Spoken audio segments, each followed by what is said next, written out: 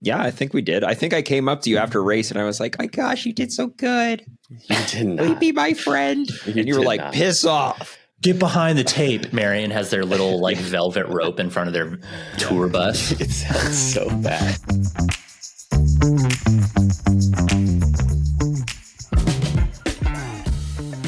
What's up, party people? Welcome back to the Bonk Bros podcast. Topics for this week's podcast include, but are not limited to, DJ's fun weekend at the lake, the start of the Dauphiné, the Ganglion World Cup in Austria or somewhere, and how awesome World Cups are. You guys should go watch downhill World Cup racing. It was freaking awesome. What else? We got, we banter about Unbound. We riffed on that some more, about all the cheating that happened at Unbound. We also talk about heat training, hashtag I built me a sauna, Core 2 sensor that Bike Tires Direct came out with. Actually, Bike Tires Direct didn't come out with that, but they stocked that and they sent us a few to try out. So we talked about that for a bit and all the heat training that we did going into Unbound. And then finally, we finished it off with some listener questions, including how we all met. Oh, how sentimental, how sweet. If you like what we're doing on the podcast, please consider becoming a Patreon member. If you become a paying Patreon member, not one of those bogus free members, you get your questions bumped to the top of the question queue, which is not promising. You might possibly get first dibs on future merch that we might come out with. I really want to do bucket hats. Maybe we'll do some Bonk Bros bucket hats. That'd be cool. Other ways you can support the podcast, besides all, there's all those codes and stuff down in the description if you want to go buy stuff and save money, and then also give us some of that money, because that's how that works. Some of those that we should mention are KETONEAID, code BONKBROS for free shipping. We're happy to have them as a partner. And then also we've got Bike Tires Direct, obviously one of our biggest supporters, biggest partners. There's the word I was looking for, partners. Code BONKBROS at checkout. And then also Bolt Skin and Shave. They're back and we got the black edition and it's awesome. Bros 15 at checkout. That's enough of my banter. Let's jump into it right now.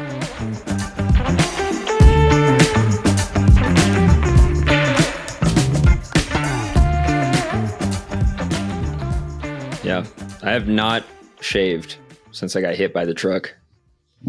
Dude, I'm hairy AF right now. Where? Anywhere, dude. Oh, I'm hairy all over. Oh, snap. Okay. Yeah. Good thing I don't have very much chest. Dang, if you guys were watching the YouTube, Dylan has a beard. He has a full-on beard right now because he hasn't shaved in a month. Yeah, I look like that. On his face. I mean, on his face. I look like that dude from Castaway. Whatever his name is. Tom Hanks. Tom Hanks. I don't know his name in the movie. It's not important. Yeah, it's not. Yeah, dude, I just took my Bolt Skin and Shave razor for a spin this morning. Got to get cleaned up to look good for this podcast. You can't see it, but in person I look good. When you start your podcast right out the gate with an ad read, does that mean like we're finally just like we're bought out? Guys, is that what that means? And when we spend half the podcast doing like injury law questionnaires, just means we're sellouts. Like, I think we're sellouts when we're a sellout when we start doing ad reads for hymns or something like that. I think we know that we're a sellout when we just randomly start giving out codes all the time. For no apparent reason. You're just like, oh, by the way, my code for state bicycles is 100% Dizzle Dillman 69. 100%. That code got used a lot last yeyear. If there was a Lauf code, it would have probably gotten twice as much use so far this year. You have because Lauf is actually a bike that people want to buy on like. I know, and so now that I'm like known as the code guy, people are like, "Dude, give me your code for Lauf." And I'm like, instead of using like Honey or something like that, I want to just tell them like your YouTube channel. Here's the code, and then them enter it, even if there's no discount, just so that I get some kind of street cred with Lauf, but it ain't happening. I've just been screenshotting all the messages of people who've been saying, hey, you got a code? I just screenshot it so that I can email it to Lauf and say, hey. You say, be pretty cool if I did, though, wouldn't it? Here's 1 bike sold. Here's 2 bikes sold. Here's 3 bikes sold. Oh, snap. How many felts you sold? Felt is trying to make you buy the bikes that they made for you, Dylan. That's not true. They're like, we got all these Dylan Johnson bikes and nobody wants them. So what are we going to do with them? We'll just give them all to Dylan. Is that real or is that fake news? It's real news. It's completely fake news. Wait, I don't know. Not you. Sorry, my bad. The bicycle station. They were trying to convince the bicycle station to buy like 10 Dylan Johnson. You think felts. Me and the bicycle station are the same thing? Sorry, I got confused. We were all on the same couch. So just... speaking of fake news, I want to talk about this. This is AI generated. If I ever saw it, there's no way that one. I mean, this might be real, but the rest is Photoshopped. The smile is Photoshopped. Actually, the grill is Photoshopped. Like this has got to be. That is tofu. He is grilling up. That's not even tofu. Beer. That's probably like a Celsius or something like that. Record. Yeah, you covered. Yeah, the dude. logo. AI is getting real sophisticated. Yeah. So for those who are listening that can't see what we're looking at, there's a really cute little picture of me, and I'm on my crutches grilling some tofu, and I have a beer in my hand. Yeah, none of this is true. Again, I'm calling bullshit. It's someone went to ChatGPT or some AI tool and generated this. Yeah, that's true. Grace, somebody she's really good. And said he really went to the lake. I'm with them. I'm with Alice SD. I didn't think he was going to make it. I didn't think he was going to make it to the lake. Yeah, I think the only reason he made it to the lake is because he had a chauffeur. Dude, or Tyler Orschel with the prediction there that now that DJ had one day of fun in his life, he might go top 5 at Leadville. Yeah. So, yeah, you heard it here first. Pretty good. Yeah. Yeah. Proof. I had fun one time. Just for the record. We'll never do it again. Just for the record. He didn't actually drink the beer. That's true. Sucked. I gave it to Trey. Yeah, it was just a prop. You just held it. You guys fell for it. Yeah. I would never drink a Coors Light. Just Coors Banquet? No, I would drink a Natty Light just like my dad. I think Coors Banquet is the last alcohol I've ever drank at Ragbri 2018. Yeah. That's a good one. Wow. Yeah, because we just had a cooler full of them all week. So it's just like, you know how like in the movies where the grapes just never disappear in the cartoons? We had a cooler of Coors Banquet of that pretty much. It just stayed full. Another reason to go to Ragbri. Yeah, it is. Seriously, at Ragbri, I don't know if there's a better place to find free beer. Like, you'll just be riding along a road. There'll be this awesome farm. Somebody's like set up a water slide and games, and they're grilling out, and it's all free. They're like, come on over, drink a bunch of beer. They have like massive, those like barrel coolers of beer. I'm like, who are these farmers that they can just give away all this free food and beer? But dude, that's why you got to support farmers, man. One place had a zip line into a lake. It's just like people live for Ragbri in Iowa. It's like a state farm, or no, it's like a state. What do you call that? Dang it, state fair. It's like a state fair on wheels. It's like your car insurance, but on wheels. Totally misspoke. Sorry. Dude, I feel like if we went and did Ragbri, it would just be Dizzle like time trialing us, like team time trial between the activities. Like it would just be like stop at the lake, do the zip line, but we stopped and then team time trial to the next thing, and then there's a slip and slide. We got to stop. That is how it goes. Yeah. You know why I think I hate Ragbri? Hit us because it's fun. Dude, everything. You stole the words out of my mouth. That's what I was going to say. Because it sounds like too much fun.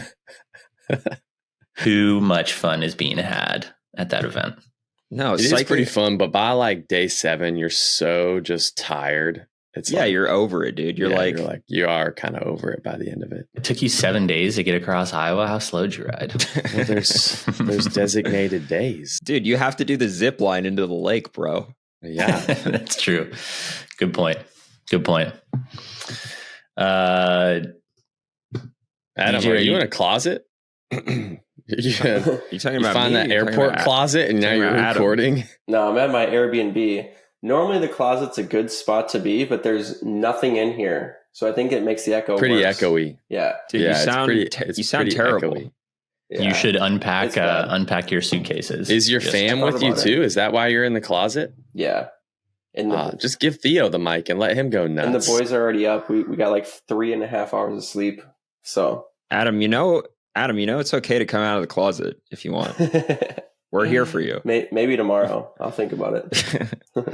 All right. Well, your mic sounds terrible, so keep the talking to a minimum. I am. Less talking. I've only got... that's what you guys... That's like your new out with me. Like, hey, Dizzle, your mic sucks. Don't talk so much this week.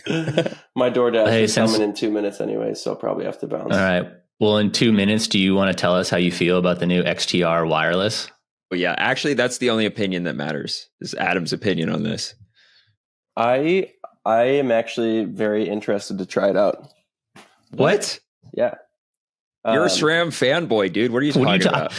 Yeah, that's fine. I mean, I like competition, so I think it's fun that there's actually some competition. And okay, he's coming. DoorDash is coming. Go look. Theo's pumped about the XTR too. Yeah. No, I do think it's cool that there's going to be some competition because I think it'll push SRAM even more to develop some new stuff, which there should be some new stuff in development. But I think it looks cool. And I think the early reviews sound pretty promising. So I'd be curious just to try Shimano pay you for this take? Dude, I haven't owned anything Shimano in probably 8 years. Actually, that's not true. I've had Shimano brakes on my bike a lot because I like Shimano brakes. But that's what a lot of people say. My new bike, though, is all SRAM. I just got my new Blur yesterday, and then I promptly left town yesterday. So haven't ridden it yet. Santa Cruz? Is that right? Santa Cruz? Yeah, Santa Cruz Blur. Nice. What'd you have before that? Epic Evo. Still for sale if anyone wants an Epic Evo. Why'd you switch? Because my bike doesn't... Hold on. Dad life. This is dad life right here. This is the reality of half the people on the podcast. We actually have responsibilities outside of, whatever the crap you're making YouTube videos like the other half of the people on this podcast. Yeah, all right. All the time. We are in full-blown dad mode, so we're going to have to probably bounce. But all right. Well, thanks for your take. Epic Evo is for sale, but fair enough. Tyler, if you want to upgrade to the S-Works, man, we can get you on that. Sure. I'll trade you. You could sell my other one. Honestly, I could probably sell that bike easier. No one wants the super nice stuff because it's too expensive. All right, man. Let's talk about it. All right. Okay. Later, boys. Love you. See ya. See ya. Pulled up the old biketiresdirect.com. Look at this thing. I like what the XTR. Oh, yeah. The new How XTR. much does it cost? Can you buy it already? Yep, $985. It's in stock. Bike Tires Direct. Well, let's see. Hold on. Yeah, they got all the different specs, right? Clamp. This is where Dizzle zones out for 10 minutes because he gets distracted. Did I see this correctly? That the new XTR doesn't have a clutch? Correct. So what? That's crazy. Why wouldn't it? How can you not have a clutch on a mountain bike group set? Because all of the other Shimano stuff does, SRAM does, like that. I feel like, especially for mountain bike, like that is looking at it. And maybe I haven't done enough research on this, but looking at it, if it doesn't have a clutch, I think that's a huge miss. Yeah, by Shimano. I thought a clutch was like mandatory at this point. I feel like it might be. You just like, maybe not for something like if you were running a gravel group set or something like that. Small those pulley kind of mix there, but yeah, dude, small pulley wheels. Look at how lame it looks.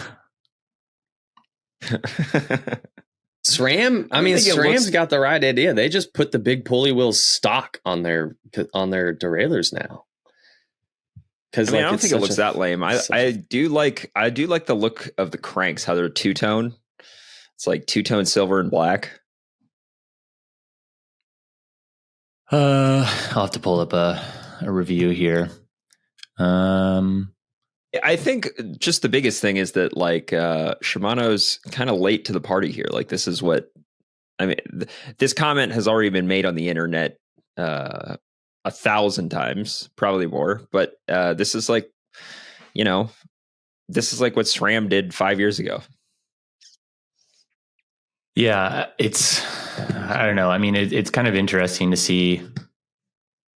I agree, DJ. The cranks do look pretty cool. Look at those cranks. That's actually the sickest looking crank I've ever seen. Cool, actually. Yeah. Are the cranks carbon now? Did they finally go with carbon cranks? Let's see. Forged with confidence. 2. Holotech 2. Hollow forged process. I don't know what that means. I'm assuming it means get some sick at velo sambas. Yeah, it doesn't. I don't see anything in here calling out but I'm carbon. Holotech. That sounds carbon. Yeah. Yeah, I mean, I feel like Shimano has always had what's their main thing over SRAM has been what the front derailleur shifting lately. Like SRAM beat them to wireless. Shimano's you guys can disagree with this if you want, but Shimano shifts better than SRAM in general. Whether you front derailleur, rear derailleur, like the shifting is crisper. It never misses.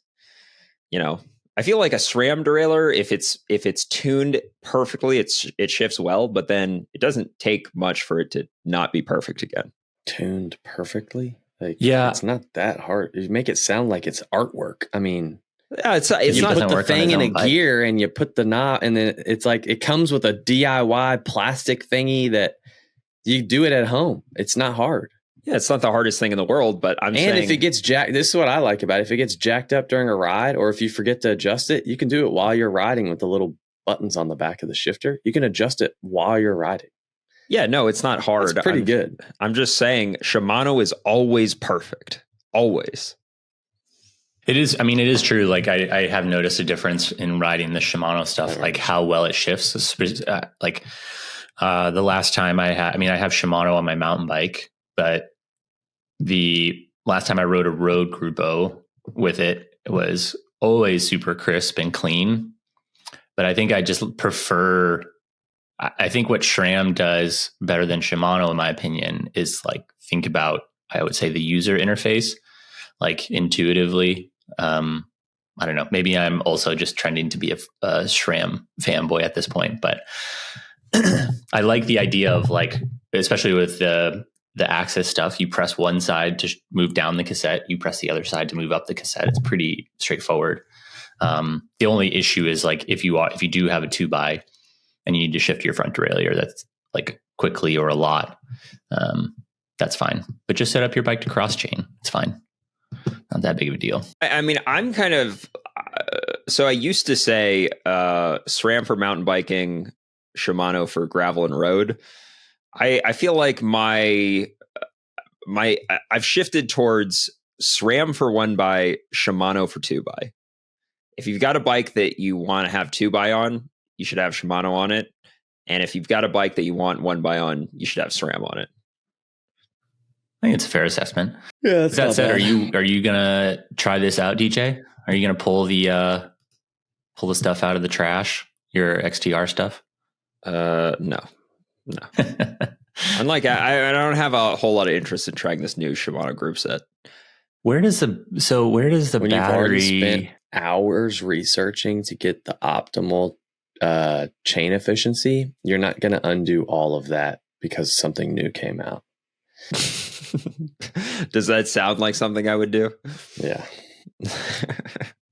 I mean, I do think that those two-tone cranks are sick. But other than that, I'm not that stoked about it. I could paint your cranks to look like that if you want. I've got little itty bitty cranks on my bike right now. I put 155s on. Yeah, tell us about that. Is that because Tade did it? dude, Tade's not even on that level yet. I'm ahead of Tade in the short crank length. Okay. On your gravel bike? I think. Oh, is it because of your injuries? My, You're trying to limit the range of movement? I got it. Yeah. It's on my road bike on my trainer. Yeah. I've got these cranks special cranks. Just dude, you think I bought these, bro? No, I had them from 5Dev.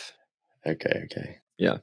So have you had a chance to take them for a spin, or tell us a little bit more about the impetus behind it? Well, right now, Define spin.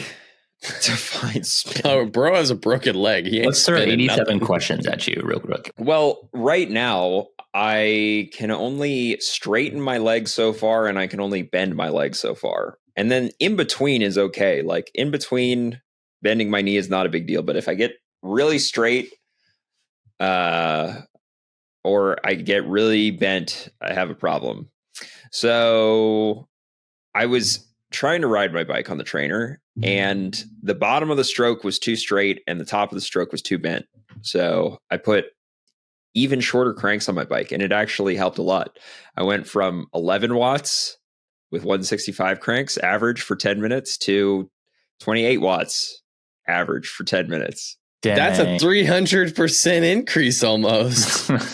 Imagine if you could increase your FTB by 300%. I know, dude. Yeah. Dang. That's what I said on Strava. It's settled. Short cranks double your power output. So now can you let us know when you're going to be leading a Zwift group ride for everybody? I think I'm not going to ride Zwift. I think by the time that I can put out any sort of decent power output, I'll just start running outside again. Was that like 50 watts? Like what's decent power output? Probably zone 2. If I can do zone 2, I'm not going to sit on the trainer. I'm going to go outside.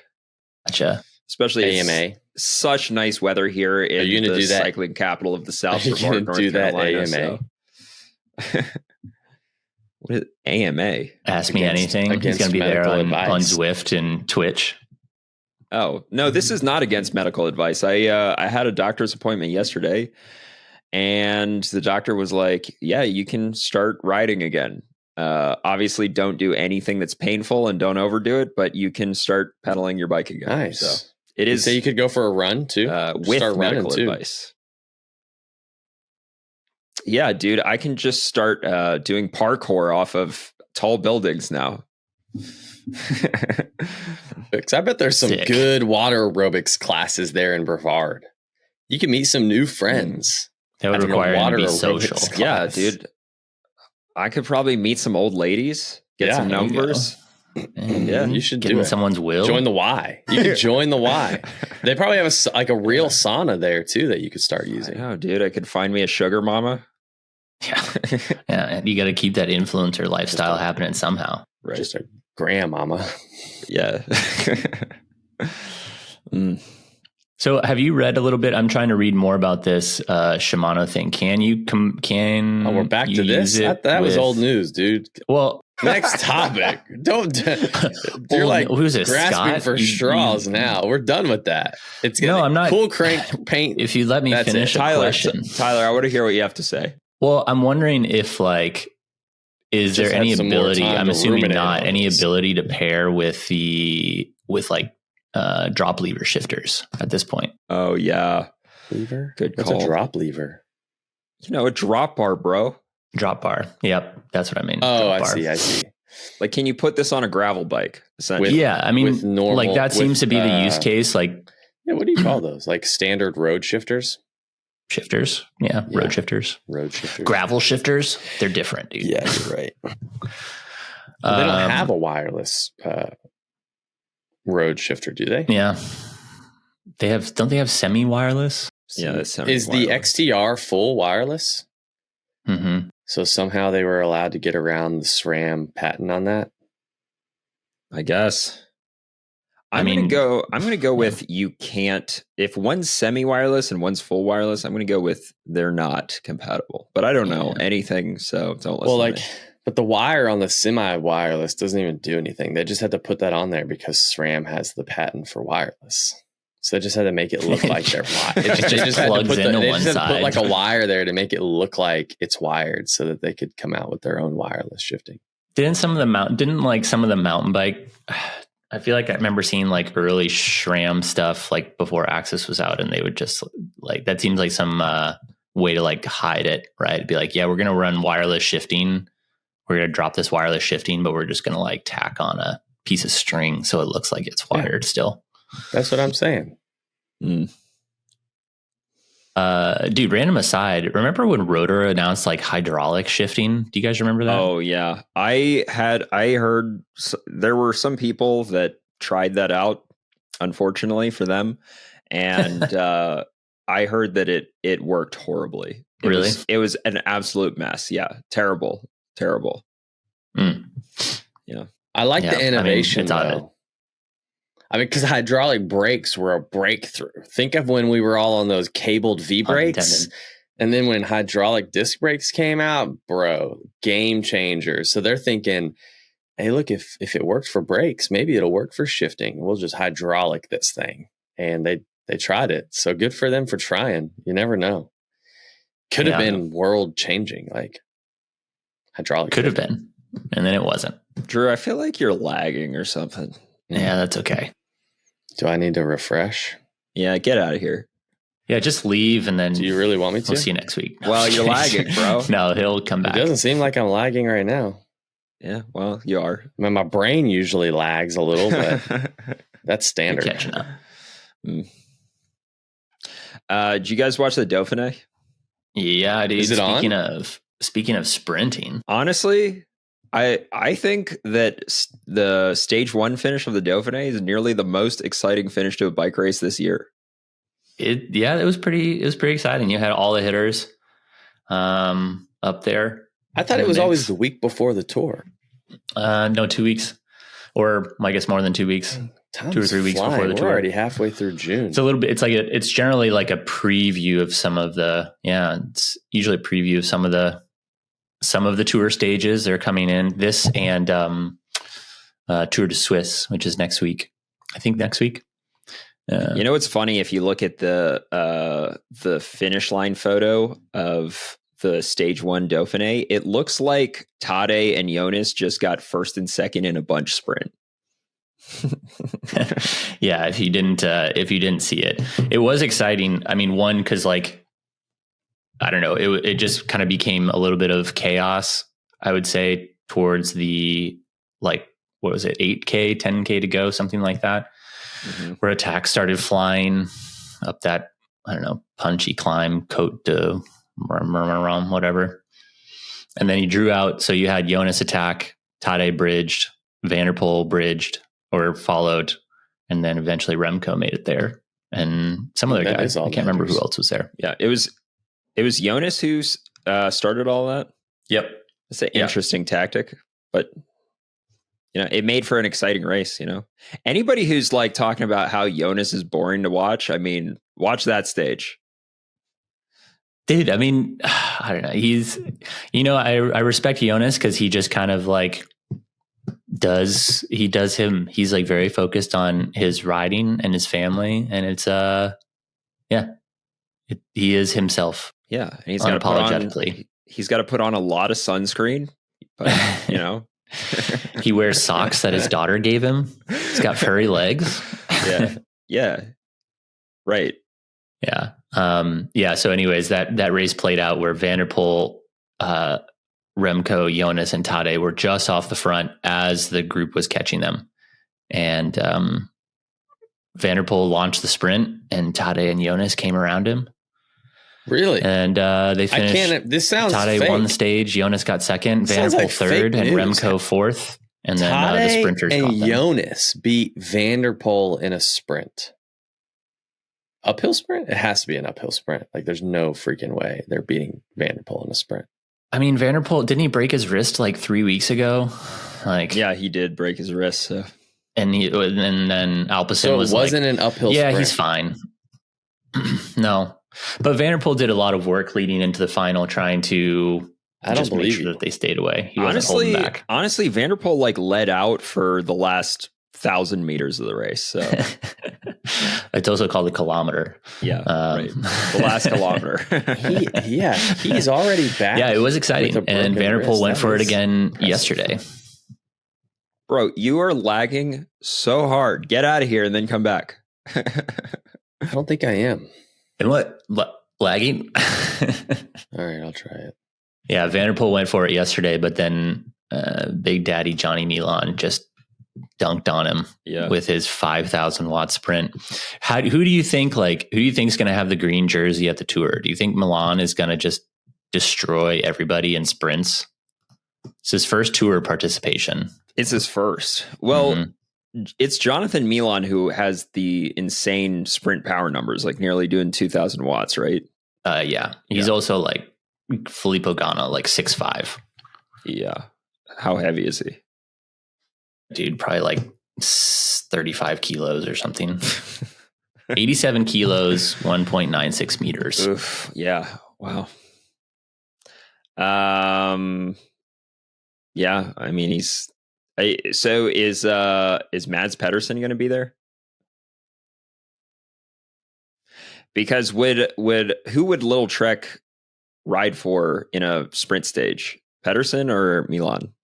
I mean, in a pure sprint stage, it would for sure be Milan, assuming that he makes it over any of the mountains or hills or whatever. That's where Pedersen comes in, and he is not scheduled to do the tour. Okay.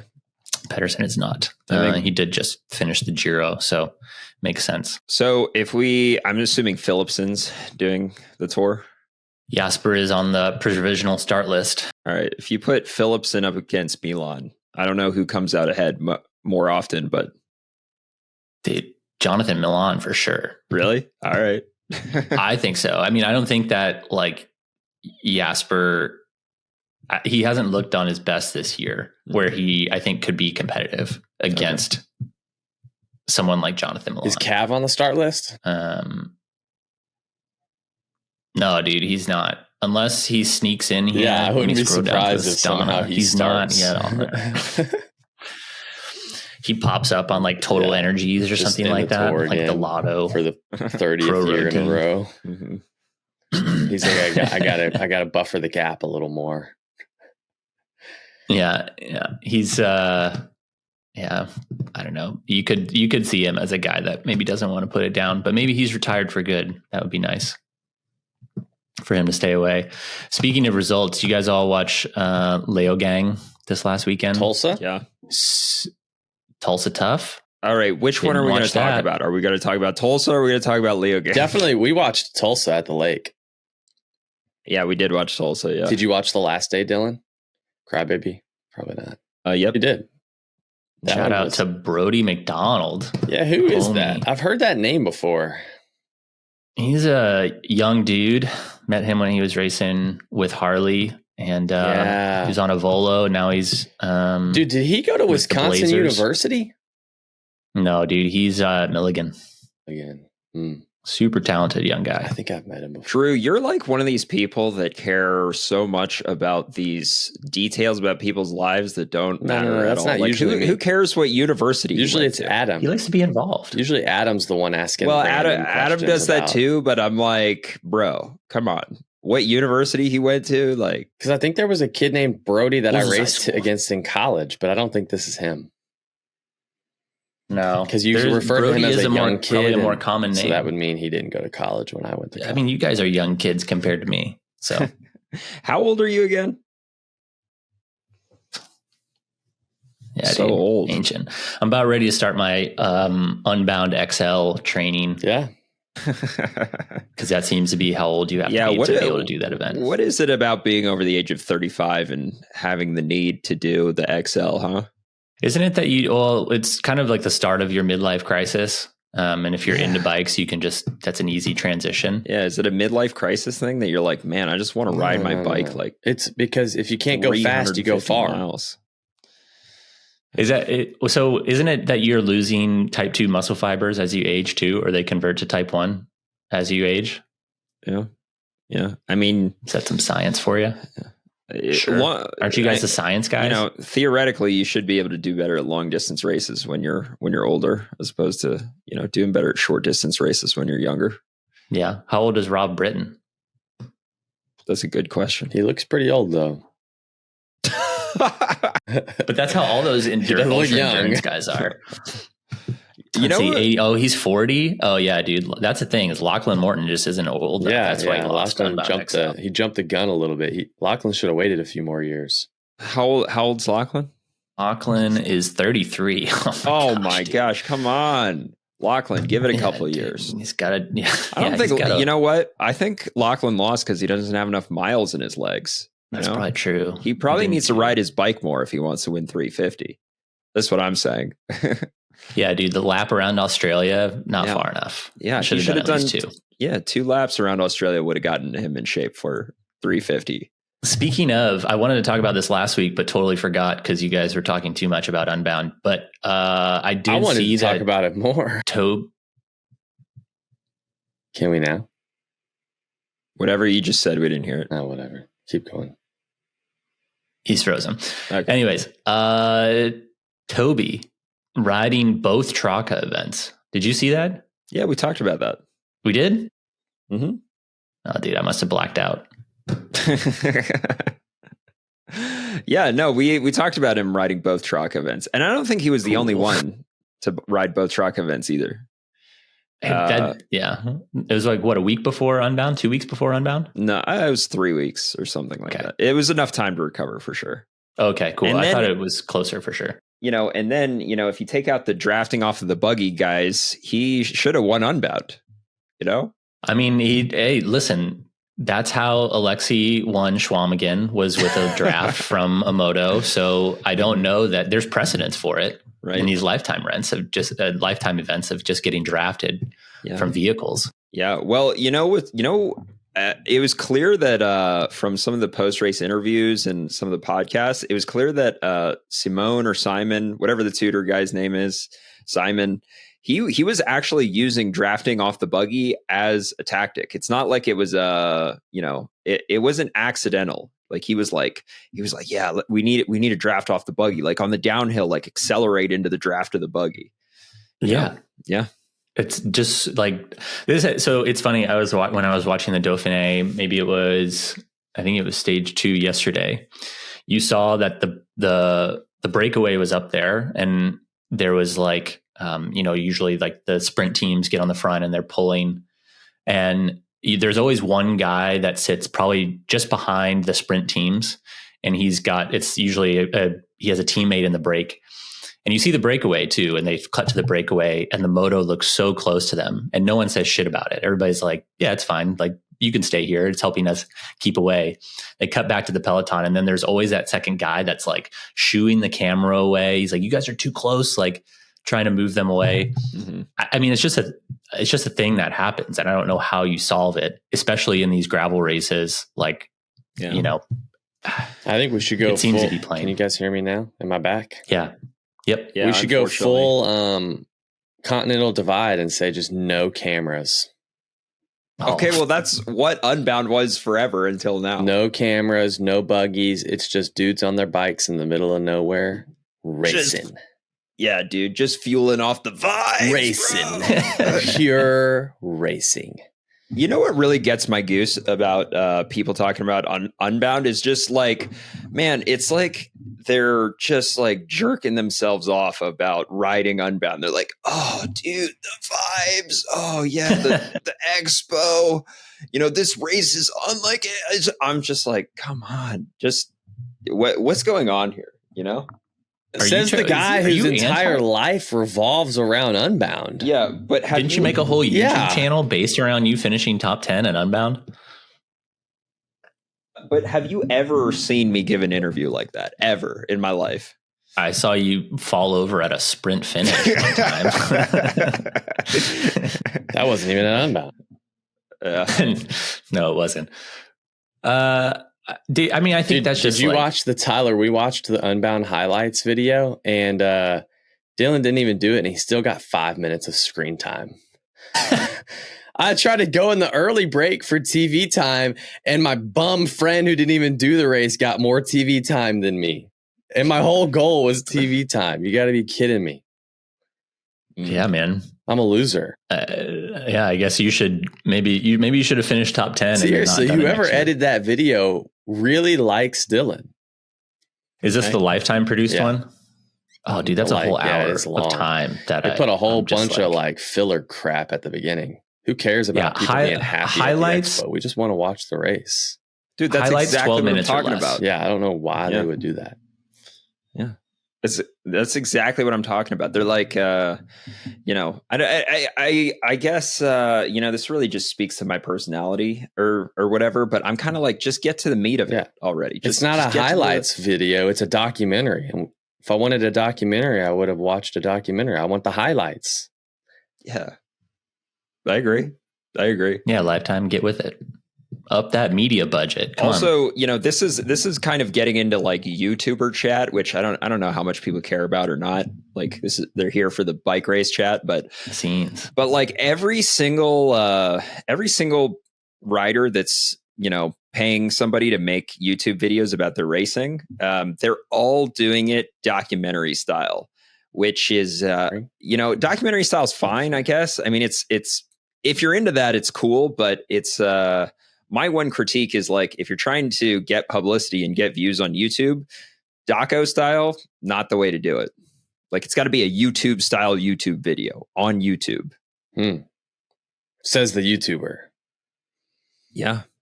I got the numbers to back it up, dude. Is that you holding the camera? Yeah, dude, you gotta be walking around vlogging. Yeah, you gotta be doing this. Tyler's doing it. Good job, Tyler. You're a YouTuber. Just gave a bunch of people like seizure with that. Dylan, since you said you like getting to the meat of things, were you into Vine? Vine had a 6-second cutoff. Remember that? I was not into Vine. No. Do you remember Vine? There's so many good you guys remember what Vine was? I was not into Vine, and I'm not into TikTok. It's like I wish it was still. Maybe it still is around. Bro. There's TikTok now. TikTok is 90 seconds. Vine was a 6-second limit. A bunch of 6-second videos. That's pretty funny. So the people's attention span could be even shorter than it already is. Dang, you just hit us with some facts. What do you mean, dude? I got to delete. I got to delete Vine off my phone now. You don't even have to say something that profound for Drew to be like, "Whoa, dude, facts. Mind blown." You just have to be like, you got to wake up in the morning to wake up in the morning, and then Drew's like, "Oh my gosh, dude, waking up! Oh, I got to get that tattooed on." Bro, that was a good quote. I was literally thinking of it last week again. Like, oh man, if I get interviewed, I'm gonna somehow slip that into the interview for no apparent reason. Do you remember the exact quote, dude? To seize the day, you gotta wake up. Oh, okay. He's gonna get it tattooed on the inside of his eyelids. It's so good. Yeah. I should set an alarm on my phone that says, "Time to seize the day, time to wake up." Bum. You bum. Yeah, that's the part that you need most. You bum. Actually, I need Tyler recording that in his Peter Sagan voice. That would really get me out of bed in the morning. Hold on a second. Talk amongst yourselves. Talk amongst ourselves. Oh gosh. Now what? I don't know, dude. Tyler's like the new Adam. Yeah, What are we gonna do with Adam? My mind just went totally blank. I don't know what to do now. I'm just an empty blob now. What's your next race, huh? I think I'm gonna do Michigan coast to coast in 3 weeks. Whoa, dude! Got to train for a big old. Got to train for Unbound 2026. Just a big old endurance guy now. Yeah, if you can't go fast, go far. Hey, Dizzle, I'm curious about. So hopefully, I'll smoke it. I'm just kidding. What are you talking about? Don't know. I don't know who's going to be there. Now that I said that, I bet somebody's going to go just to beat me. But actually, I haven't even signed up. Drew's actually going to do a local Kentucky race and support the local race scene for once. In Michigan, but it's in Indiana. The Michigan coast to coast. Is that what you're doing? I think that's my next race. Yeah, I want to do it. I think you can use. That's a fun one. You've done it? No, it looks fun. I know. That's why I want to do it. It looks fun. And CJ's from Michigan. So in my head, it seems like logistically it would be easy, but I was looking at the course and logistically it's not going to be easy because she doesn't live anywhere close to where the race is. Dude, you could do and it ends on the other side of the state, which is even further from where she lives. Which way are they going this year? West to east or east to west? East to west, which is not convenient because she lives on the east side. I'd rather like somehow get to the start and then her pick me up at the finish, but she's going to somehow drop me off I think what's going to happen is she's going to drop me off at the start. I'm going to do the race. And then I'm thinking that maybe I'll ride the next day. I'll just find somewhere to stay and then ride the next day up to Sheboygan, which is like further than it is to get back to the start, but whatever. Why don't you hitchhike, bro? Why don't you just catch a ride? It might take 2 days, but all right. Someone slide into our DMs here if they can give Dizzle a ride from Greyhounds actually still exist. I bet Sheboygan. I could probably hit the Greyhound up to Sheboygan. Bro, you got this thing called a thumb, man. You just got to stick it out. There you go. Exactly. That's how people get murdered, especially good-looking guys like me. Dude, I'd be murdered in a heartbeat. That's how you end up in a documentary. Dude, they'd be like, man, he's good looking and he's on a laugh. Let's murder this guy. Take his bite. Wow. Dude, I probably hitchhiked 15 times in my life. Think of how dangerous Lance is. Like he's at danger every time he rides because of how good looking he is, and he's on an S-Works. Like you knew. Dang. As soon as he mentioned anything being good looking, you knew he was going to bring up Lance. He better have a little tracker on him. He's gonna get snatched. He's gonna get sure. snatched. Yeah, he's so small too. He's just a small exactly. person. Someone could easily pick him up.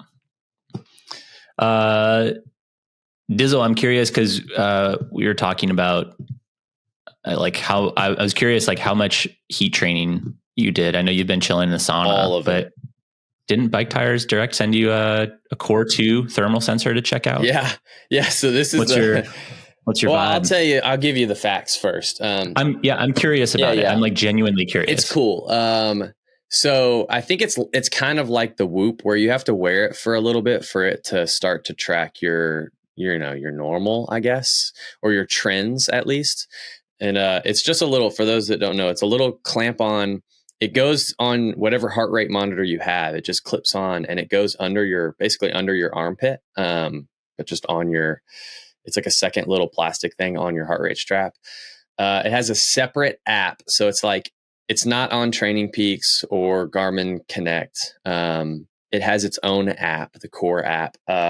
One thing I did find somewhat like tedious about it is it's not as hands off as like Garmin Connect. Like you finish a ride and your Garmin just auto populates. I think if you really want if you're very adamant about making sure all of the Core data ends up in the Core app, you have to pull the app up after the ride and make sure it actually gets sent into the app or whatever. Because I think I've gone in there like having not done that and it's like missing days.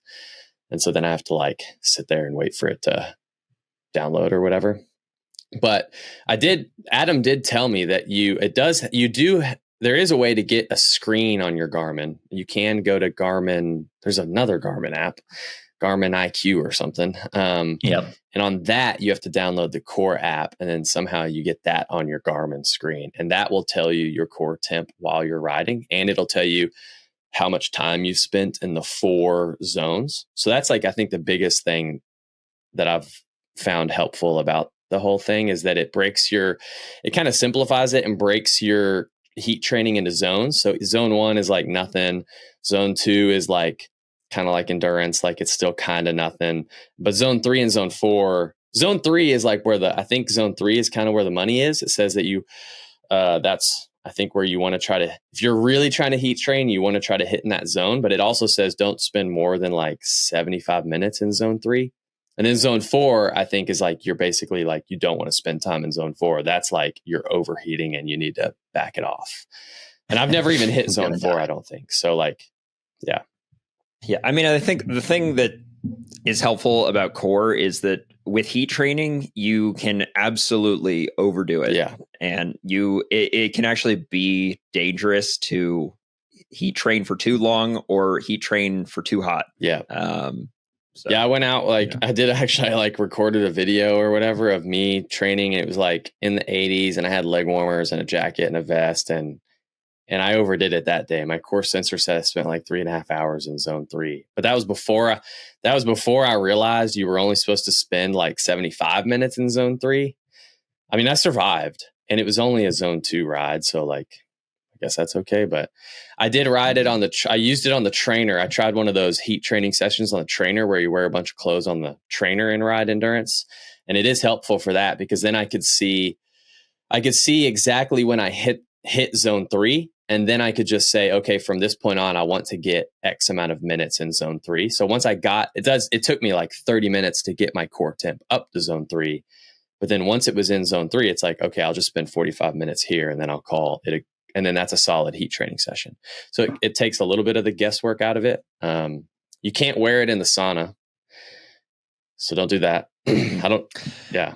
And then when you're done riding your bike, you can just chuck that core sensor right into the SILCA Crockpotanator and make sure your wax is nice and melted. Dude, hell yeah. Nice transition. Get the tip. Dude, I think it gives you a heat adaptation score, but I don't think I've put enough data into it to actually have that percent. It's like a percentage. It says you're 90% heat adapted. Your Garmin does that too, but I don't know how the heck your Garmin does it, but Core does it. And I would imagine it's a little bit more accurate. Honestly, any of those metrics that Garmin is giving you, your VO2 max, your altitude adaptation, your heat adaptation, just take all of those with a massive grain of salt. You know what I mean? Yeah. A Garmin is doing sort of estimated guesses, kinda. Yeah. That's a good way to put it. Yeah. You do have to, it doesn't. Jacob Margarita's version dose of salt. You don't wear the core sensor in the sauna, but you can manually put your sauna sessions into the app so that it adds that into your heat training. So how are you tracking the stress from the sauna, just baseline? And maybe you've talked about this and other stuff. He's not, dude. You think he's tracking stress from the sauna, bro? He's just training based on vibes. Are you supposed to? I mean, it's a stress on your body, right? I mean, you wouldn't go ride and then do a heat training session, like a sauna session, and then not be like, okay, cool. This isn't going to affect me tomorrow. I mean, once you get used to it, it doesn't, dude. Dizzle's just perplexed. He's like, track, bro? Yeah, the internet? I don't track it. I literally don't. I mean, yeah. There's an app about it. What am I going to not do the sauna because it adds too much stress? Heck no, I'm going to still do the sauna. On the day, video on it, so I'm going to do it. On the day that I spent 3.5 hours in zone 3, I was like, oh, I don't have to do the sauna tonight. I'm already overheated, so it's okay. Drew, do you do any kind of wearable like a Whoop or a Oura Ring or something? Me or Tyler? I don't know. I guess either one of you. But I used Whoop I used Whoop for a year, but I after a year I was like, I don't want to. Yeah. This might be surprising to some people, but it's actually the same thing for me. I used Whoop for a little bit, and I'm going to be honest, I didn't actually find it all that useful, and I stopped using it. I used Whoop for a little bit. I used it for 2 years, I think. I think any of those wearables are helpful if you're actually going to do something with the data. For me, I would go out and have fun with my friends at a bar, and it fun, dude. What? Yeah. What are you talking about? I know, dude. I wasn't a serious athlete. But I would it wouldn't, I'd just be like, yeah, okay. My sleep sucked. I kind of knew what I was getting into. Mm-hmm.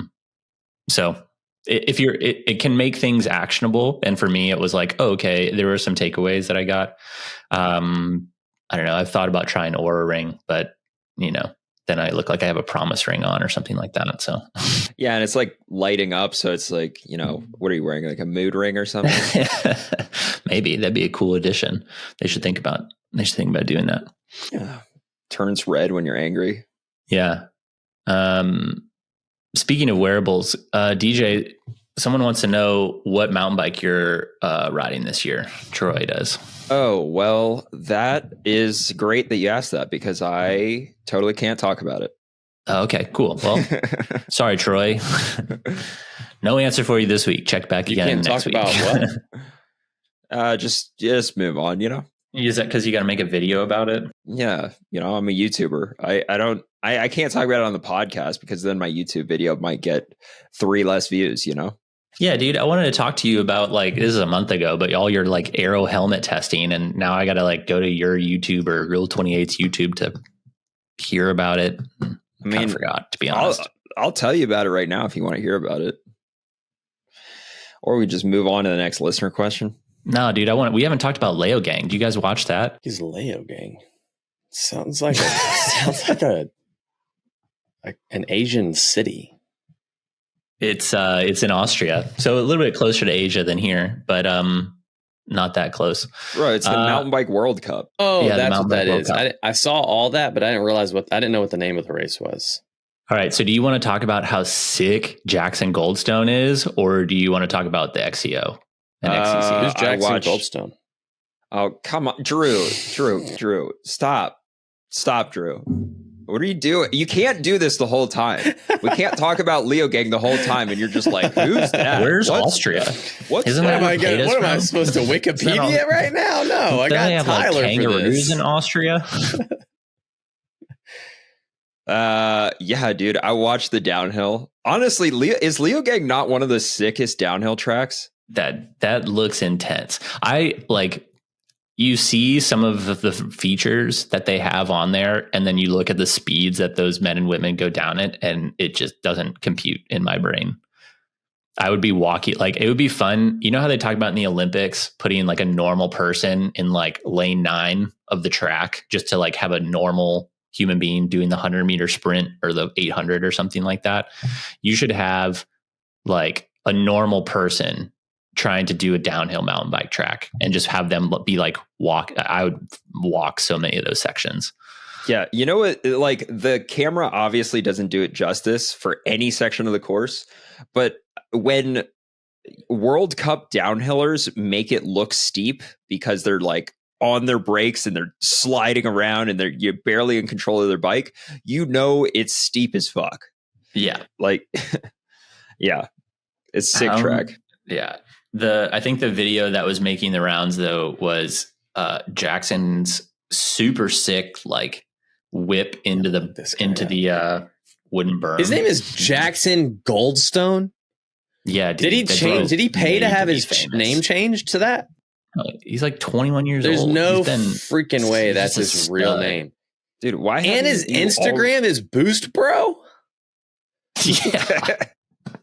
This guy's awesome. Who is this kid? How have you not already heard of him? He's awesome. Boost Bro? What a cool name. Yeah, dude. And your real name is already Instagram worthy. And you just had to go and up everybody and call yourself Boost Bro on top of it. Yeah, I mean, it's no Usain Bolt, What are the odds that the fastest man in the world's last name would be Bolt? That is sick too. Yeah, you got me on that one. Hey, look. Yeah. Never mind. So watching the downhill was just impressive. How do I find this? What's it called? YouTube.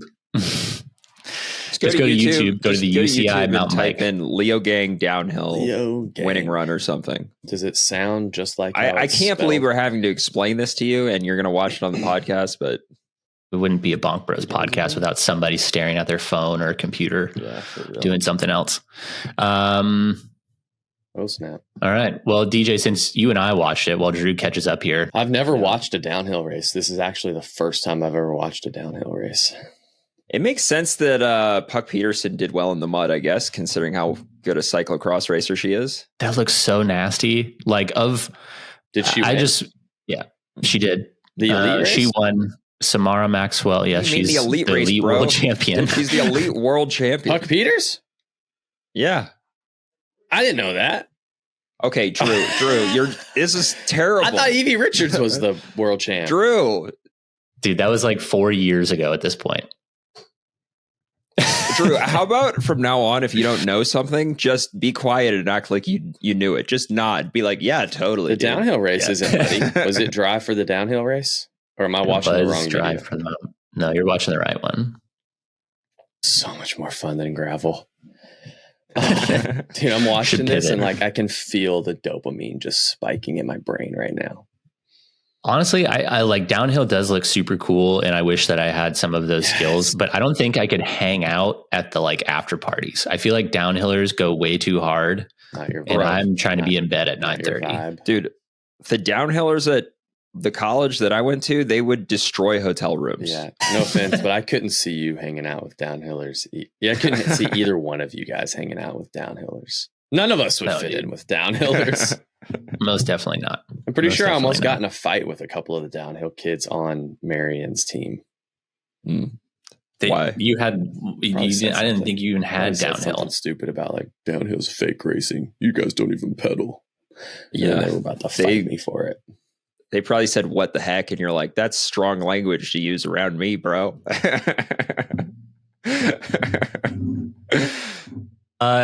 Yeah, definitely not surprising that Puck. She kind of rode away with it though. She attacked kind of early, and then just managed the slip and slide pretty well.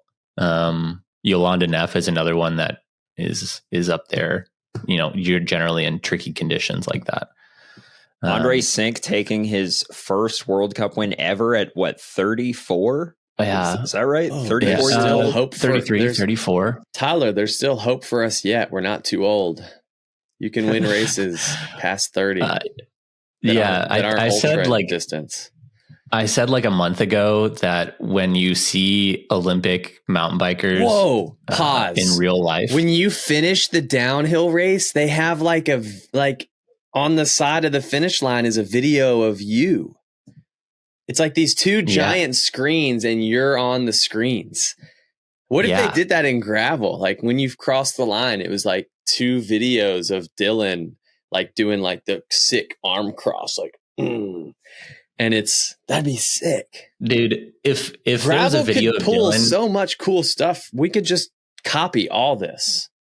if there was a video of Dylan at the finish line, he would definitely be doing the George Russell, like hands out in a T with some like moody look. That's an F1 reference for anybody that doesn't get it, which is nobody on this podcast. We can make gravel cooler if we just copy downhill.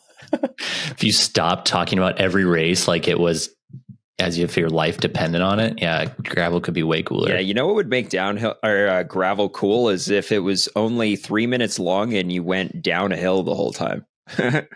Why haven't I been watching downhill for years?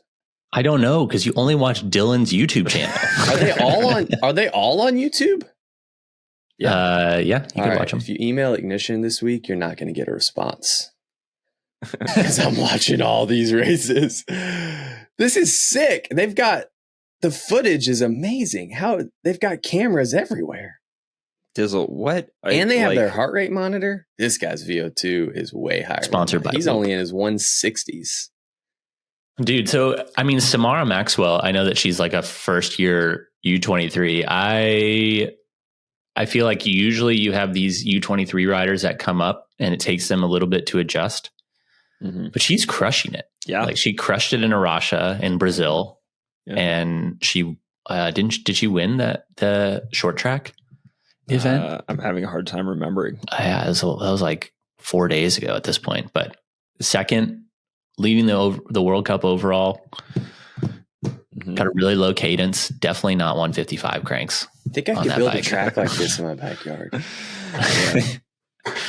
But Andre Sink, that was a name that was not on my bingo card of riders to have a good result. And the Specialized boys really dropped the ball this weekend. Did Blevins? I mean, in the short track. No. Here he goes, Goldstone. Overall is. Blevins did dominate the short track though. First man ever to have 4 in a row. XCC wins. Was it muddy for the short track? No, it was still dry for that. So it was only muddy for the cross country race. Yeah. I didn't see. Did you see what happened to the Specialized boys? Well, no. They were racing gravel tires? Yeah, I don't know. They were on gravel tires and they flatted, and then I don't know. I don't know what happened. Gravel tires in a muddy race? No, dude, we're just joking around, man. They were racing gravel tires for the short track. He just pedaled in the air. I wonder how much I wonder how that made him so much faster.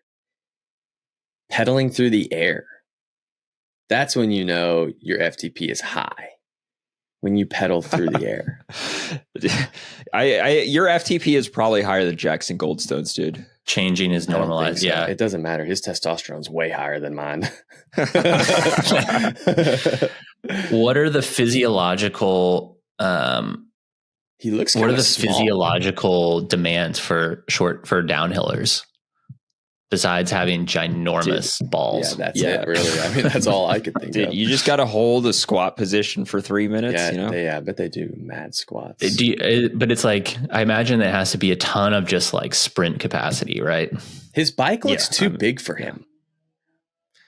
Well, he's a pretty small dude. He's really small. He looks like a kid. And he's on his bike, he looks like a kid. It's probably the last time you watched downhill, Drew. They were on 26-inch wheels, but they've bumped up to 29-inch wheels. Yeah, the last time I watched downhill was homeboy on Siemens when he did Red Bull Rampage. What was that guy's name? Siemens, the technology company? Yeah, he was sponsored by Siemens. I'm pretty sure they got bought out like 2 decades ago. I know. This was Red Bull Rampage like 2009. What? Oh, he was the legend. He dressed up he was Italian. He dressed up as Captain America one year and crashed before the competition even started. And he did you watch this on VHS? No, DVD. I had a whole DVD set of Red Bull Rampage. Those were the only ones that I watched because I had him. This guy's name was he was a legend. He was hilarious. Claudio? Is that who you're talking about? That's real close, but that ain't it. I know you know it, Tyler. I know it. I just can't think of his name right now. It is like on the tip of my tongue. Crap, now I gotta look it up. Let's sit here in silence until you find it. Are there more listener questions, or did we exhaust those finally? Well, John wanted to know, which I think we've talked about this before, John, if Unbound should have its own day for pros. Is that coming in the future? Unbound insider Dylan Johnson, are we going to have a separate day of pro racing like we do at Lifetime, we do at Sea Otter, Ocean Weasel? I'm an insider. I didn't even do the race. Yeah, dude, but you're part of Big Gravel. Yeah, right. Well, I'm definitely part of Big Tire. I'm being paid off by Big Tire. That always a side note that Centric, whenever somebody Garcia. Oh, okay. No, don't know. What? You do, right? I know him. I know him. This guy was We're a baller. buds. He dressed up as Captain America and did Red Bull Rampage. And this was in 2001, actually. Yeah, so absolutely. I think that the pro race should be Sunday and the amateur race should be Saturday. Kind of like a Paris-Roubaix style. Like a cyclocross race where no one's hanging around. Are we still talking about the mountain bike race? Till Sunday? No. What are we talking about now? We're talking about separate Unbound, starts, dude. separate We're pro back to Unbound? day of racing. Dang. We're on listener We're all over questions. the place. Oh. Tizzle, your ADHD is crazy today. Unbelievable. You know what would help you focus? A little bit of KETONEAID, dude. Take some of that in the morning. Do all the right. Oh yeah, we were supposed to say free shipping. Tizzle, click the link in the description. Turn off your computer monitor and focus on the downhill podcast. Race. Okay, well, you can watch the downhill race, but please don't tell us about anything that happens in the downhill race because we already watched it. If you guys haven't watched it, go watch it. We watched it. All right. Separate amateur, separate pro it's only race. 12 minutes. It's not some bullcrap Lifetime documentary. This isn't a documentary. This is just radimentary. Yeah. So I think that they should do a Sunday start and for the pros separate from the Saturday amateur start. That would be my preference. What do you think about? Not just an Unbound. Do you think it's worthwhile? Every because big gravel event, they should do that. If it's not, do you think it's not already a separate course? Do you think that there's still merit in having an amateur 200 race? Controversial question here. Yeah, of course. Yeah. There needs. What are you talking about? There needs to be an amateur 200. I'm just saying. Okay. They can't take away the amateur That's what are you, unacceptable. elitist, Tyler? Only the elites are allowed to do 200 miles? Have you not listened to this podcast? People will be like, hey, I have a 250 watt FTP. And you'll be like, don't even ride bikes anymore. Just give up. You're not over 5 watts per kilo. Just stop. Bike riding's not fun unless you're fast. So just quit. Yeah. I mean, they do it at Sea Otter, but Sea Otter is a closed course. Mm-hmm. What do you think about more broadly having pro only days for all of the lifetime races? Dude, but even in Sea Otter, I was passing enduro bros during my race. Did you call them fake racers when you passed them too? Should have. They did cheer me on, so it was nice. But even that's not even like a totally closed course. Like, well, they're not on your race course. They're just like trying to do their little enduro. Yep. They were like, they had to get out of the way so that I could ride past them. I got to pedal hard for 10 seconds downhill and then walk the uphills. They were all walking. Yeah. Yeah. I don't think they need to do a separate start at Schwamigan. I guess. Because we basically have our own course. Like you have your own course for the most part. What do you think about at Leadville? Do you think they should do a separate start at Leadville? I could see an argument for that because there's a lot of traffic when you're coming back. Isn't it? Would you do it on Saturday or Sunday? Yeah. So there's people coming at you while you're trying to go back. That sounds sketchy, dude. It's dangerous, dude. Coming down Powerline or whatever? Down Columbine. Yeah. Okay. Jeez. You're coming down Columbine on a really, it's a gravel road, but it's really sketchy gravel. Like we're talking about boulder size rocks. And you're within feet of people going uphill who are, they can't see straight because they're at 12,000 feet. Yeah. So, I mean, I guess like if you want to take, this is definitely diverging from what gravel has been historically, but I think if you want to take it seriously as a sport, then having a totally separate pro race is the trend that you need to kind of investigate and go down. I think it's cool that the grassroots aspect of it, I'm not saying that every race needs to do that, but if you're trying to create a professional environment, then having it separated from the amateurs. Separating the men's and the women's race was good. We're okay. So we've leaped that hurdle. And now the next thing is, get the amateurs out of the way. I think they have the amateur race Saturday. Starts at, for Unbound, it would start at 6 a.m. or whatever, whenever it starts. Then the next day, Sunday, they got the pro race, and that starts at a reasonable time, like 8 a.m. Yeah, because then we wouldn't have to wake up so darn early. I am curious. Isn't SBT in a couple of weeks? I am curious to see how that plays out. Sorry, DJ, I know it's a controversial subject for you. Triggering topic to discuss. Is it? Why? Because of the ranchers? Yeah, but I mean, they're doing it as a circuit race this year. How long is the circuit? Doing laps of a course. Good question. Talk amongst yourselves while I'll look LMGTFY, Tyler. So they're going to do the amateur race on like a normal course like they've done in the past. And the pro race is going to be the circuit race because for some reason they can't. Like the amateur race is kind of going to be like a ride, right? It's not going to be a competition because I think the big issue was that they were having a competition on open roads or something. I don't know. Like the local ranchers just threw an absolute hissy fit. And I think we need to remind people that the SBT ranchers suck. So, it is, we were talking about having responsibilities outside of YouTube and that the rest of the world has responsibilities. So it is right during prime ranching season. But they do have, so this is what was confusing for me is they do have ranches. We're riding on the roads. They do have an amateur circuit race on Sunday, but they have a ride on Saturday. That's what if we were like burning down their fields, I could understand why they'd be so upset. But riding on roads seems a little excessive. Yeah. The pro race on Sunday is 117 miles. I don't know how many. Since we're talking about upcoming races, my homeboy Chase Wark in the hot dish this weekend in Winona, Minnesota. This is an ad read.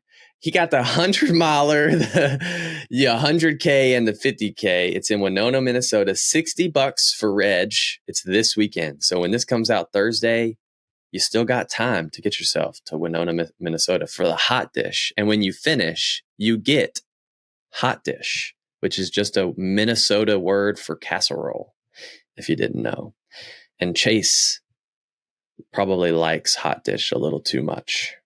He's probably stacked the field so that he can win. All right, so I got a meeting and I have real world responsibilities here in 9 minutes. Well, let's just end it in 9 minutes then.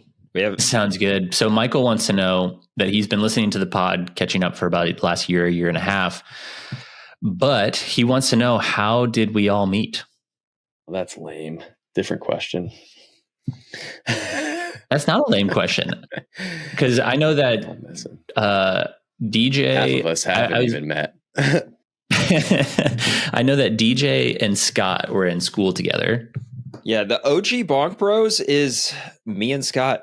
Yeah, that's accurate. Yeah, and then all the rest of you just latched on like little weasels. Well, it wouldn't exist without me because I was the one that bought Riverside. So, yeah. All right, so here's how it goes. Me and Scott, we went to college together. You know, we had a lot of wild times in college, staying up until 10:30 at night, drinking water. Back when Scott took his performance seriously for once. Yeah. And then I think Adam. I'm just talking about how I know you guys right now. Yeah. How'd you meet Adam? Well, Adam, I just met through Ignition. He's an Ignition coach. And that's also how I know you, Tyler. And then Dizzle and I also raced in college, but he probably didn't even know that I existed back then because I was so much slower than him. Because he was on Marion, which just would dominate. You guys would pull up in the Death Star and just dominate everybody. Yeah. Dang, you knew about the Death Star and you were well graduated at that point. No, I was back in school. I showed up to the Collegiate Nationals, and I still were in North Carolina, Utah, and Road Nats. And I remember Marion had like 2 vans of just like zip stuff. It was just like zip trailers. You guys were all carrying your bikes through the gravel because you couldn't put the tires on gravel or something like that. That was at the time trial. I never did the time trial. Yeah. Anyways. Yeah. I mean, so if you were to ask me when Dizzle and I met, I would say we met in college. If you were to ask Dizzle, he says like we met at when you found we met at some bike race after we graduated. NUE races. Yeah. But we never did when he led me college, off course. Did we? I think we did. I think I came up to you after a race and I was like, "Oh my gosh, you did so good. You did not. Will you be my friend?" And you were like, "Piss off." Get behind the tape. Marion has their little like velvet rope in front of their tour bus. It sounds so bad. Marion was professional. We were the only professional collegiate team. Dude, then you showed up against Fort Lewis and got I just walked up to Dizzle and I was like, "Dizzle, can you sign my autograph?" And he's like, "Get back, peasant." Yeah. So that was my first impression of changed, Dizzle. Really. Yeah. I mean, that's how I felt when I first met Dizzle. I was like, "Hey man, good race." And he was like, "Oh, did you do the amateur race? You're still kitted up?" I was like, "No, we were in the same race, bro." Yeah. I didn't do that, did I? Are you being for real? How was your finish this morning in the Masters race, sir? It took me about 2 years to realize that TCCX was just Tyler Cloutier cyclocross. And I thought, once I did find that out, I was like, then I retired from racing. Cool. I was like, that's pretty cool. I don't make enough money to just put my initials on my jersey, but I guess Tyler does. So he's cooler than I am. Yeah. All $0 I made. Actually, I made some money from TNR tapes. Somebody had to pay to put your initials on that jersey. Bro, yeah, me. You could have been double DCX, bro. Double DCX. Yeah, maybe. Yeah. I don't remember how I met Adam. Scott was the only person I didn't know prior to Ignition. Like, I knew Dylan from NUE racing or college. I don't know, depending on how you view it, I guess. I don't remember meeting you till you smoked me at some NUE races, particularly Mohican, because I made that wrong turn. And I think that was what tied us together. You're like, it's actually crazy that we're friends because Drew was a dick to me in college, and then the first time meeting him after college, he led me off course, and I got second place to Jeremiah Bishop. Jeremiah Bishop had just attacked the group, and I wasn't paying attention, and I was leading the chase group, and we took a wrong turn, and we never. And that's now why never saw Jeremiah. Dylan thinks that they should separate the amateur and pro fields forever and always. Probably. And then I knew Tyler and Adam from cyclocross. I think I met Adam originally through Athletes in Action, and then like a Bible study that we did, and then went to a few mountain bike races with AIA, and Adam did as well. So I think we just connected through that, and then Tyler through cyclocross, and then I just met Scott through Dylan once me and Dylan started hanging out. Yeah, I don't remember how I met Adam. I think he just started talking to me at a cross race one time, and I was like, "Oh, hey, cool, good to meet you, man." And then I think I saw him at the Fat Tire Crit when they did the epic rides in Bentonville, and then then we just started working together. But have any of the Bonk Bros never, like Tyler? Have you ever met Scott in person? I knew of Scott because he was on podiums in cyclocross, and I was not. But like, have you guys ever been in the same place at the same time? Not at a cross race? No. Like, have you talked to him in person ever? So you knew him from cross, but you guys was before the podcast, so you guys didn't talk. Yeah, he's too big time. I don't think Adam's met Scott in person either. It's because Scott never wants to hang out. He never wants to. He's always too busy to go. Yeah, everybody. Honestly, everybody thinks that Scott is the most fun on this podcast, but he's Mr. Like, oh no, I got to stay in Maryland, guys. Yeah. Sorry, guys. It's crabbing season. I'm a big crab guy now, so I can't leave. Because we were all at Schwalmingen last year, except for Scott. So Scott's the only one that wouldn't have hung out with all of us then. Yeah, guys. Sorry, I got to tap a maple syrup tree so I can get like. A dollar and syrup. Yeah. Well, on that heartwarming story, I think we should probably end it for today. Mostly because I have a meeting. Oh, well, we didn't even get to the good part. What good part? You talking about the downhill results of the show, the video you just watched? The good part of how we all became such good friends. Well, it's a work in progress still. When me and Dylan hired you all to work for us. All right, dudes. See you later. Yeah, see ya.